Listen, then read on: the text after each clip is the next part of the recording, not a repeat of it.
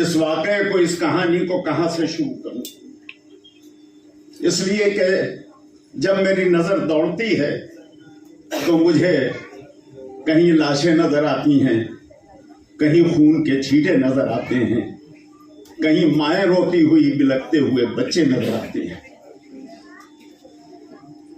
अजीब हाल है कि जिसका घर था, जो 96%, 96% अपनी जमीन को आबाद किए हुए था और 4% यहूदी रहते थे, आज उसे इस तरह समेट कर रख दिया है कि उसे पैर फैलाने की जगह नहीं मिल रही है। यह मगरमच्छ के आंसू बहाने वाली दुनिया, ये इंसानी हुकूक के लिए आवाज बुलंद करने वाली दुनिया, इसे फिलिस्तीन पर और फिलिस्तीनियों पर जो जुल्म हो रहा है वो नहीं दिखाई देता है। जिस तरह फिलिस्तीनियों का खून बहाया जा रहा है, उनके हुकूक को पामाल किया जा रहा है, अब वो वक्त आ गया है कि उसके खिलाफ आवाज उठाई जाए। सब्र की भी इंतहा होती है। कहां तक सब्र करेगा? हम और आप एयर कंडीशन में बैठे हुए हैं, बहुत इत्मीनान और सुकून से बैठे हुए हैं। जरा अपनी निगाहों को गाजा के सरजमीन की तरफ पलटिए, तब आप देखिएगा कि किस तरह बेचैनी और किस तरह से तड़प रहे हैं, किस तरह से बेघर लोग हो गए हैं। हद यह है कि पानी नहीं मिल रहा है पीने को, खुराक नहीं मिल रही है, बीमारों को दवाएं नहीं मिल रही हैं, अस्पतालों को तबाह और बर्बाद कर दिया जा रहा है। यही इंसानियत का तकाजा है, यही पैगाम और मैसेज दी जा रही है। आपने तूल और तवील कहानी सुनी है, वाकयात सुने हैं, इतना वक्त नहीं है कि तफसील से बयान किया जाए। आज अखबारात, बड़ा अफसोस होता है कि जो मुल्क अमन और आस्ती के लिए मशहूर था, आज उसका मीडिया जो रोल अदा कर रहा है वो बड़ा अफसोसनाक रोल अदा कर रहा है। ख़वातीन और हजरात, हमारे लिए कुछ कवानीन की पाबंदियां हैं। हम जाहिर है कि उन तक पहुंच नहीं सकते हैं, लेकिन हमारी आवाज तो उनके लिए बुलंद हो सकती है।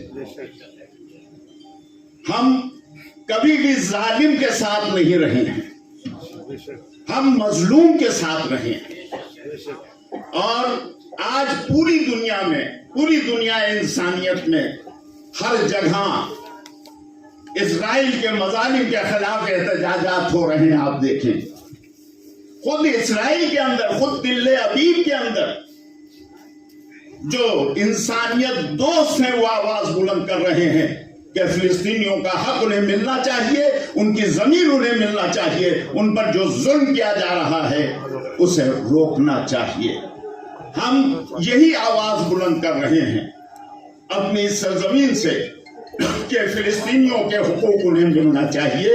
और अब जुल्म और सितम के जो पहाड़ तोड़े जा रहे हैं उन्हें खत्म होना चाहिए, वरना हालात काबू से बाहर निकल रहे हैं इस वक्त। अब ये लड़ाई यहूदियों और फिलिस्तीनियों के बीच में नहीं है, यह लड़ाई उसूल की लड़ाई हो रही है। यह लड़ाई इंसानियत के बहाल होने के लिए लड़ाई हो रही है। ये हुकूक की जो पामाली कर रहे हैं उसके खिलाफ लड़ाई हो रही है। हमें और आपको अपनी आवाज को बुलंद करना है और फिलिस्तीनियों को ये यकीन दिलाना है कि हम दूर सही, लेकिन हम आपकी आवाज में आवाज मिला रहे हैं। हम आपके शाना बशाना खड़े हैं। आप अपने को तन्हा न समझिए, बल्कि आपकी आवाज बुलंद करने के लिए दुनिया के गोशे गोशे में इंसान दोस्त लोग मौजूद हैं जो इस आवाज को बुलंद कर रहे हैं। यकीनन इसके असरात पहुंच रहे हैं, ऐसा नहीं है। आज ही मैं अभी न्यूज सुन रहा था आसिफ भाई CNN की न्यूज, आप जानते हैं CNN का रवैया क्या है। खुद उसने ये कहा है कि अपार्थाइड ये जो हुकूमत है इंसानियत के खिलाफ है और इसने जो फिलिस्तीनियों के हुकूक को पामाल किया है उसकी बहाली होना चाहिए। अब वक्त आ गया है कि दुनिया खुद आवाज दे रही है, जालिम कैफर किरदार को पहुंचेगा। अभी डॉक्टर सलीम साहब कह रहे थे कि रस्सी दराज है। मैं माजरत के साथ कहना चाहता हूं कि अल्लाह हरामजादों की रस्सी को दराज करता है, इसलिए कि वो भाग के जाएंगे कहां, एक दिन तो उन्हें पलट के उसी तरफ आना है। ये रस्सी दराज है और जल्द, बहुत जल्द आप देखेंगे फिलिस्तीन आजाद होगा, फिलिस्तीन आजाद होगा, फिलिस्तीन अपनी जमीन पर सुकून से रहेंगे इंशाअल्लाह। और आजाद है, बस आखिरी जुमला कह रहा हूं। आज मैं बहुत अच्छा कोट पढ़ रहा था, किसी फिलिस्तीनी ने ये लिखा है कि मैं ये समझता था कि इजराइल का कब्जा फिलिस्तीन पर है, लेकिन आज मुझे ये पता चला कि फिलिस्तीन आजाद है, मुस्लिम ममालिक इस्राइल के गुलाम बने हुए बैठे।